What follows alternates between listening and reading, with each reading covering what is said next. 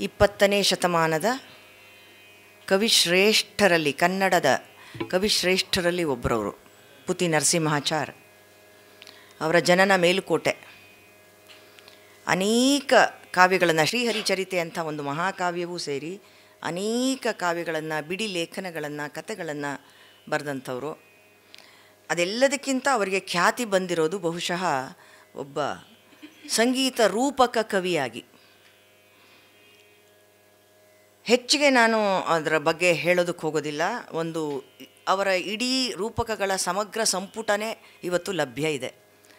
ಅದರಲ್ಲಿ doctor D Doreswamy Iyengar ಬರೆದಿರುವಂತಹ ಅವರ ರಚನೆಗಳಲ್ಲಿನ ಸಂಗೀತ ಮೌಲ್ಯವನ್ನು ಕುರಿತು, ಅವರ ಜೊತೆಗೆ ಅವರ ಅನುಭವ ಏನಾಯಿತು, ಆ ಕೃತಿಗಳನ್ನೆಲ್ಲ ಇಬ್ಬರು ಸೇರಿ ಒಂದು ವರ್ಣಮೆಟ್ಟಿಗೆ ಒಳಪಡಿಸಬೇಕಾದಾಗ ಯಾವ ಯಾವ ಸ್ವಾರಸ್ಯಕರವಾದಂತಹ ಘಟನೆಗಳು ನಡೆದವು ಅನ್ನೋದನ್ನು ಅವರು ದಾಖಲಿಸ್ತಾರೆ ಅದರೊಳಗೆ.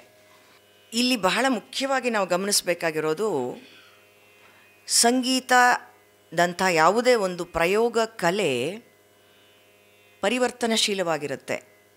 ಹಳೆಯ ಬೇರನ್ನು ಬಿಡದೆ ಹೊಸ ಚಿಗುರನ್ನು ರೂಪಿಸಿಕೊಂಡಾಗಲೇ, ಮೂಡಿಸಿಕೊಂಡಾಗಲೇ ಅದು ಮುಂದಕ್ಕೆ ಹೆಜ್ಜೆಯನ್ನು ಇಡ್ತಾ ಇರುತ್ತೆ. ನಮಗೆ ಗೊತ್ತಿಲ್ಲದೆ ನಮ್ಮ ಕರ್ನಾಟಕ ಶಾಸ್ತ್ರೀಯ ಸಂಗೀತ ಆಗ್ಬೋದು, ಯಾವುದೇ ಶಾಸ್ತ್ರೀಯ ಸಂಗೀತ ಆಗ್ಬೋದು, ಅದರಲ್ಲಿ ಹೊಸ ಹೊಸ ಆವಿಷ್ಕಾರಗಳಾಗ್ತಾನೇ ಇರುತ್ತೆ. ಆದರೆ ಮೂಲವಾದ ಒಂದು ಧಾತು, ಒಂದು ಚೌಕಟ್ಟೇನಿರುತ್ತೆ, ಅದನ್ನು ಬಿಟ್ಟು ಅದು ಹೋಗೋದಿಲ್ಲ. ಅದು ಹೋದಾಗ ತನ್ನತನವನ್ನು ಕಳ್ಕೊಳ್ಳುತ್ತೆ. ಹಾಗಾಗಿ ಆ ಹಳೆಯ ಆ ಕೇಳ್ಮೆ ಏನಿದೆ, ಪುತಿ ನರಸಿಂಹಾಚಾರ್ಯ ಅವರಿಗೆ ಸಂಗೀತ, ಅವರಿಗೆ ಅದು ನೇರವಾಗಿ ಶಿಕ್ಷಣ ರೂಪದಲ್ಲಿ ದೊರಕಿರಲಿಲ್ಲ.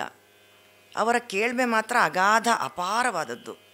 ಅದಕ್ಕೆ ಒಂದು ಸಮಾನವಾದ ಒಂದು ಇದನ್ನೇ ಕಲ್ಪಿಸಿಕೊಳ್ಳೋದಕ್ಕೆ ಸಾಧ್ಯ ಇಲ್ಲ. ದೊಡ್ಡ ದೊಡ್ಡ ಸಂಗೀತಗಳನ್ನು ಕೇಳಿದವರು, ದೊಡ್ಡ ಸಂಗೀತಗಾರರ ಜೊತೆ ಒಡನಾಡಿದವರು, ಸದಾ ಸಂಗೀತದ ಚಿಂತನೆಯನ್ನು ಮಾಡುವವರು, ಮತ್ತು ಸಂಗೀತ ಸಾಹಿತ್ಯವನ್ನು ಸಮರಸವಾಗಿ ಬೆರೆಸಿಕೊಳ್ಳಬಲ್ಲಂಥವರು. ನಮ್ಮಲ್ಲಿ ಎಷ್ಟೋ ಜನಕ್ಕೆ ಸಂಗೀತನೇ ಬೇರೆ, ಸಾಹಿತ್ಯನೇ ಬೇರೆ ಅಂತ ಏನು ಭಾವನೆ ಇದೆ, ಅದನ್ನು ಇಲ್ಲ ಅಂತ ಅನಿಸಿ ಸಂಗೀತ ರೂಪಕಗಳನ್ನು, 27 ಸಂಗೀತ ರೂಪಕಗಳನ್ನು ರಚನೆ ಮಾಡಿದ್ದಾರೆ. ಅದರ ಧಾತು ಬಹುಮಟ್ಟಿಗೆ ಅದರ ಮೂಲ ಸ್ವರೂಪ ಕಲ್ಪನೆಯಲ್ಲಿ ಪುತಿ ನರಸಿಂಹಾಚಾರ್ಯರದೇ. ಆದರೆ ಅದಕ್ಕೆ ಒಂದು ಸ್ಪಷ್ಟವಾದ ಆಕೃತಿಯನ್ನು ಕಲ್ಪಿಸಿ, ಅದನ್ನು ತಾಳಬದ್ಧವಾಗಿಸಿ, ಒಂದು ತಾಳಕ್ಕೆ ಅದು ಒಳಪಡಬೇಕಾದ್ರೆ ನಿಯಮ ಇಷ್ಟು ಅಕ್ಷರಗಳೇ ಬರಬೇಕು ಅಂತ ಇರುತ್ತೆ. ಅವರ ಲಹರಿಯಲ್ಲಿ ರಾಗಕ್ಕೆ ಪ್ರಾಧಾನ್ಯ ಸಿಕ್ಕು ಅದು ಎಷ್ಟೋ 4-6 ಮಾತ್ರೆಗಳು ಹೆಚ್ಚು ಎಳಿಬಹುದಾದಂಥದ್ದನ್ನು ಆ ತಾಳಕ್ಕೆ ಎಷ್ಟು ಬೇಕೋ ಅಷ್ಟಕ್ಕೇ ಇರಿಸಿಕೊಳ್ತಾ ಅದನ್ನು ಸೀಮಿತಗೊಳಿಸಿ ಅಂಥ ಒಂದು ಮುದ್ದಾದ ಆಕೃತಿಯನ್ನು ಕಲ್ಪಿಸಿದವರು ನನ್ ಅದರ್ ದ್ಯಾನ್, ನನ್ less than Padma Bhushan doctor Doreswamy Iyengar ಅವರು. ಹಾಗಾಗಿ ಇಲ್ಲಿ ಒಂದು ಸಂಗೀತದ ಒಟ್ಟು ಪರಿಕಲ್ಪನೆಯಲ್ಲಿ ಒಂದು ಸಮಪಾಲನ್ನು ಸಲ್ಲಿಸಬೇಕಾಗತ್ತೆ ಇಬ್ಬರಿಗೂ ಕೂಡ. ಅವರ ಆಶಯವನ್ನು ಅರ್ಥ ಮಾಡಿಕೊಂಡು ಅದರ ಆಕೃತಿಯನ್ನು ಸುಬದ್ಧಗೊಳಿಸಿದಂಥವರು ದೊರೆಸ್ವಾಮಿ ಅಯ್ಯಂಗಾರ್ ಅವರು. ಅನೇಕ ರೂಪಕಗಳನ್ನು, 12-13 ರೂಪಕಗಳನ್ನು ಅವರು ಆಕಾಶವಾಣಿಯಿಂದ ಪ್ರಸಾರ ಮಾಡಿದ್ದಾರೆ, ನಿರ್ದೇಶನ ಮಾಡಿ. ಮೊದಲ ಪ್ರಸಾರಗಳಲ್ಲಿ ಯಾವ ಕಷ್ಟವನ್ನು ಅನುಭವಿಸಬೇಕಾಯಿತು, ಏಕೆಂದರೆ ಈ ರೀತಿಯಾದ ವಿನೂತನವಾದ ಪ್ರಯೋಗಗಳಿಗೆ ನಮ್ಮ ಶ್ರೋತೃಗಳಿನ್ನೂ ತೆರ್ಕೊಂಡಿಲ್ಲದೆ ಇರೋವಂಥ ಕಾಲ ಅದು. ಇವತ್ತು ಏನನ್ನ ಬೇಕಾದರೂ ಮಾಡಿ ಜಯಿಸಿಕೊಳ್ಳುವಂಥ ವರ್ಗವೇ ಇದೆ. ಹೊಸದು ಅನ್ನುವ ಹೆಸರಿನಲ್ಲಿ ಹಳೆಯದನ್ನೇ ಹೊಸೆಯುವಂತಹ ಕೆಲಸಗಳು ನಡೆಯುತ್ತೆ. ಅದನ್ನೇ ತುಂಬ ಚಪ್ಪರಿಸಿ ಅಬ್ಬರಿಸಿ ಪ್ರಚಾರ ಕೂಡ ಮಾಡುವಂಥದ್ದಿದೆ. ಆದರೆ ಈ ಯಾವ ಅಬ್ಬರದ ಪ್ರಚಾರವೂ ಇಲ್ಲದ ನಿಜವಾದ ಸತ್ವದ ಮೇಲೆ ನಿಲ್ಲಬೇಕು ಅನ್ನುವಂಥ ಕಾಲದಲ್ಲಿ ಕೂಡ ಒಂದು ಪ್ರಾರಂಭಿಕ ಹಂತದಲ್ಲಿ ಸ್ವಲ್ಪ ಕಷ್ಟ ಎದುರಿಸಿದ್ರು ಕೂಡ ನಂತರದ ರೂಪಕಗಳಿಗೆ ತುಂಬ ಜನಮನ್ನಣೆ ಸಿಕ್ಕಿದ್ದು ಪುತಿ ನರಸಿಂಹಾಚಾರ್ಯರ ಕೃತಿಗಳಲ್ಲಿನ ಸತ್ವ ಎಷ್ಟು ದೊಡ್ಡದು ಅನ್ನೋದಕ್ಕೆ ನಿದರ್ಶನ. ಅವರ ಸಂಗೀತದ ಬಗೆಗೆ ಒಂದು ಸಣ್ಣ ಪರಿಚಯವನ್ನು ಸುಮ್ಮನೆ ನಿಮಗೆ ಮಾಡಿಕೊಡೋ ಅಂಥದ್ದಾದರೆ, ಅದರಲ್ಲಿ ಇಂಥದ್ದೇ ಒಂದು ಸಂಗೀತ ಪದ್ಧತಿಯ ಸೀಮೆಗೆ ಒಳಪಟ್ಟು ಒಳಪಡದ ಒಂದು ಹೊಸ ಭಾವವನ್ನು ಕಾಣ್ತೀವಿ. ಯಾಕಾಗಿ ಹೇಳ್ತಾ ಇದ್ದೀನಿ ಅಂದರೆ, ಒಂದು ತೋಡಿಯನ್ನು ತೆಗೆದುಕೊಂಡ್ರೆ ಅದಕ್ಕೆ ಹೊಸ ಹೊಳಹುಗಳನ್ನು ಕೊಡ್ತಾರವರು. ಒಂದು ಸಿಂಧು ಭೈರವಿ ತಗೊಂಡ್ರೆ ಅದು ಸ್ವಲ್ಪ ಯಾವ ಮಟ್ಟಿನಲ್ಲಿದೆ ಇದು ಅಂತ ಸ್ವಲ್ಪ ಯೋಚನೆ ಮಾಡಬೇಕು.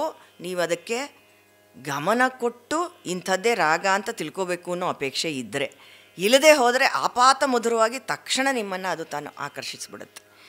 ಅಂತಹ ಒಂದು ಹೊಸತನ ಅದರಲ್ಲಿದೆ, ಫ್ರೆಶ್ನೆಸ್ ಅಂತ ಏನು ಹೇಳ್ತೀವಿ ಅದು ಇದೆ. ಅವರಿಗೆ ತರಂಗವಾಗಿ ಈ ತರಹದ ರಾಗದ ಲಹರಿಗಳು ಬರ್ತಾ ಇತ್ತು ಅಂತ ಅವರೇ ಬರ್ಕೊಳ್ತಾರೆ. ಅದರಲ್ಲಿ ಎಷ್ಟೋ ಗಾಳಿಯಲ್ಲಿ ಕಳೆದು ಹೋಗಿದೆ, ನನಗೆ ಸಿಕ್ಕಿಲ್ಲ, ಅದು ಇವತ್ತಿಗೂ ಕೂಡ ಆಕಾಶದಲ್ಲಿ ತಾರಾಪುಂಜವಾಗಿ ಯಾರಾದರೂ ತನ್ನನ್ನು ಬಳಸ್ತಾರೇನೋ ಅಂತ ಕಾಯ್ತಾ ಇರಬಹುದು ಅನ್ನುವಂಥ ಕವಿ ಸಮಯದ ಮಾತನ್ನು ಕೂಡ ಅವರು ಆಡ್ತಾರೆ. ಸೊ ಹೀಗೆ ಅನೇಕ ರಚನೆಗಳ ಇದೆ ಅವರದ್ದು, ರೂಪಕಗಳಿಂದ ಆಯ್ದುಕೊಂಡಂಥದ್ದು. ಆ ರಚನೆಗಳ ಮತ್ತೊಂದು ವೈಶಿಷ್ಟ್ಯ ಅಂದರೆ ಆ ಸಂಗೀತ ರೂಪಕದಲ್ಲಿ ಹೇಗೂ ನಿಮಗೆಲ್ಲ ಗೊತ್ತಿರೋ ಹಾಗೆ ಒಂದು ಕತೆ ಇರುತ್ತೆ, ಕಥೆಯ ಹಂದರದಲ್ಲಿ ಅದು ಒಂದು ಭಾಗವಾಗಿ ಬೆಳಕೊಂಬಂದಿದೆ. ಆದರೆ ಅದನ್ನು ಪ್ರತ್ಯೇಕಪಡಿಸಿಯೂ ಕೂಡ ಸಂಸ್ಕೃತದ ಸುಭಾಷಿತಗಳ ಹಾಗೆ ಅದನ್ನು ಪ್ರತ್ಯೇಕವಾಗಿ ಪ್ರಸ್ತುತಪಡಿಸಬಹುದು. ಅಂದರೆ ಅದರ ಮೌಲ್ಯ ಅಲ್ಲಿ ಇದೆ ಅಂತ ನಾನು ಹೇಳ್ತೀನಿ. ನಿಮ್ಮ ಯಾವುದೇ ಕಚೇರಿಯಲ್ಲಿ ಸುಲಭವಾಗಿ ಒಂದು ಇಂಥ ರಚನೆಯನ್ನು ತೆಗೆದುಕೊಂಡು ನೀವು ಅದಕ್ಕೆ ವಿಸ್ತಾರವನ್ನು ಮಾಡಬಹುದು, ವಿನ್ಯಾಸ ಮಾಡ್ಬೋದು, ಕಲ್ಪನಾ ಸ್ವರಗಳಿಂದ ಶೃಂಗರಿಸಬಹುದು, ಅದಕ್ಕೆ ಒಂದು ಆಲಾಪನೆ ಮಾಡ್ಬೋದು, ಸೂಕ್ತವಾದ ಸ್ಥಳಗಳು ಕೆಲವಿದೆ, ಕೆಲವು ರಚನೆಗಳಲ್ಲಿ ನೆರವಲ್ಲಿ ಮಾಡ್ಬೋದು. ಹೀಗೆ ಶಾಸ್ತ್ರೀಯ ಸಂಗೀತದ ಚೌಕಟ್ಟಿಗೂ ಒಳಪಡುವಂಥ, ಅದನ್ನು ಮೀರಿಯೂ ಒಂದಿಷ್ಟು ಜಾನಪದದ ಸೊಗಡು, ಒಂದಿಷ್ಟು ನಾಟಕ ಸಂಗೀತದ ಸವಿ, ಒಂದಿಷ್ಟು ಹಿಂದೂಸ್ತಾನಿ ಶೈಲಿಯ ರಾಗದ ಸಂಚಾರಗಳು, ಇಂಥ ಎಲ್ಲ ಬಗೆಯ ಒಂದು ರಸಪಾಕ ರಸಾಯನ ಅನ್ನುವಂತಹ ಒಂದು ಸಂಗೀತದ ಕಲ್ಪನೆಯನ್ನು ಪುತಿ ನರಸಿಂಹಾಚಾರ್ ಕೊಡ್ತಾರೆ. ಈ ಒಂದು ವಾರದಲ್ಲಿ ನಿಮಗೆ ನಾನು ಮತ್ತು ವಿದ್ವಾನ್ ಶ್ರೀ ಡಿ ಬಾಲಕೃಷ್ಣ ಅವರು ಒಟ್ಟು 10 ರಚನೆಗಳನ್ನು ಹೇಳ್ಕೊಡ್ಬೇಕು ಅಂತ ಮಾಡ್ಕೊಂಡಿದ್ದೀವಿ. ತಲಾ 5 ರಚನೆಗಳನ್ನು ಮಾಡಿಕೊಡ್ತೇವೆ. ಅದೆಲ್ಲ ಆಯ್ದ ರಚನೆಗಳು, ಅದು ಅಷ್ಟೇ ಅಂತ ಅಲ್ಲ, ಅಂಥ ಇನ್ನು 10-100 ಇದೆ. ಅಂದರೆ ಎಲ್ಲವನ್ನೂ ಇಷ್ಟು ಸೀಮಿತವಾದ ಅವಧಿಯಲ್ಲಿ ಹೇಳ್ಕೊಡೋಕ್ಕಾಗಲ್ಲ. ಒಂದು, ನಿಮಗೆ ಅದರ ರುಚಿ ಹತ್ತಬೇಕು ಅಂತ ನಮಗೆ, ಮತ್ತು ಅದರಲ್ಲಿನ ಸ್ವಾರಸ್ಯ ಏನು ಅಂತ ನೀವೇ ಮನಗಾಣಬೇಕು. ಕೇವಲ ಶಬ್ದಗಳಲ್ಲಿ ನಾನು ಸಾಹಿತ್ಯವಾಗಿ ಅದನ್ನು ಎಷ್ಟು ಹೇಳಿದ್ರೂ ಅಷ್ಟೇ ಅದು. ಹಾಗಾಗಿ ಅದನ್ನು ನೀವು ಕಲಿತಾ ಅದರೊಳಕ್ಕೆ ಇಳಿತಾ ಅದರ ರಸ ನಿಮಗೆ ಅರ್ಥವಾಗ್ತಾ ಹೋಗುತ್ತೆ. ಒಂದು ರೀತಿಯಲ್ಲಿ ಕನವರಿಸಿಕೊಳ್ಳುವಂತಹ ಕೆಲವು ಸಂಚಾರಗಳಿದೆ, ಅದು ನಮ್ಮನ್ನು ಕಾಡ್ತಾನೇ ಇರುತ್ತೆ. ಮಲ್ಕೊಂಡಾಗಲೂ ಅದೇ ಬರುತ್ತೆ, ಮತ್ತೆ ಅದೇ ಧಾಟಿಗಳು ಬರ್ತಾ ಹೋಗುತ್ತೆ. ನಮಗೆ ಹೀಗಾಗಬೇಕಾದ್ರೆ ಆ ಬಡಪಾಯಿ ಅಂತಲೇ ಹೇಳ್ತೀನಿ ಅವ್ರಿಗೆ. ಅಂದರೆ ಅಷ್ಟು ಸಮೃದ್ಧವಾದ ಕಲ್ಪನೆ ಇದ್ದಂತಹ ಪುತಿನ ಅವರನ್ನು ಈ ರಾಗ ಸಂಚಾರಗಳು ಎಷ್ಟು ಕಾಡಿರಬಹುದು ಅಂತ. ಹಾಗೆ ಅವರ ಒಂದು ಆ ಕಿನ್ನರ ಲೋಕ, ಒಂದು ಮಾಯಾಲೋಕ, ಗಂಧರ್ವ ಲೋಕ ಅವರೇನು ಕಂಡರು ಅದನ್ನು ಅವರ ರಚನೆಗಳ ಮೂಲಕ ನಾವು ಕಾಣೋ ಪ್ರಯತ್ನ ಮಾಡೋಣ. ಅದು ಆ ಉದ್ದೇಶದಿಂದ ಈ ಒಂದು 6 ದಿನಗಳ ಒಂದು ಕಾರ್ಯಾಗಾರ. 6ನೇ ದಿನ ಶನಿವಾರ ಪಕ್ಕವಾದ್ಯದ ಜೊತೆಯಲ್ಲಿ ಒಂದು ರಿಹರ್ಸಲ್ ತರಬೇತಿ ಇರುತ್ತೆ.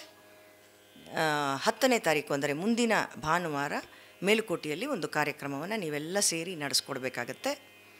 ಅದಕ್ಕೆ ಒಂದು 3 ಜನ ಹಿರಿಯ ಕಲಾವಿದರು ಈಗಾಗಲೇ ಅದರಲ್ಲಿ ಸ್ವಲ್ಪ ಪರಿಶ್ರಮ ಇರುವಂಥವರು ಅದರ ಮುಂದಾಳತ್ವವನ್ನು ವಹಿಸ್ತಾರೆ. ನೀವು ಎಲ್ಲರೂ ಸೇರಿ ಅದನ್ನು ಹಾಡ್ತಿದ್ದೀರ.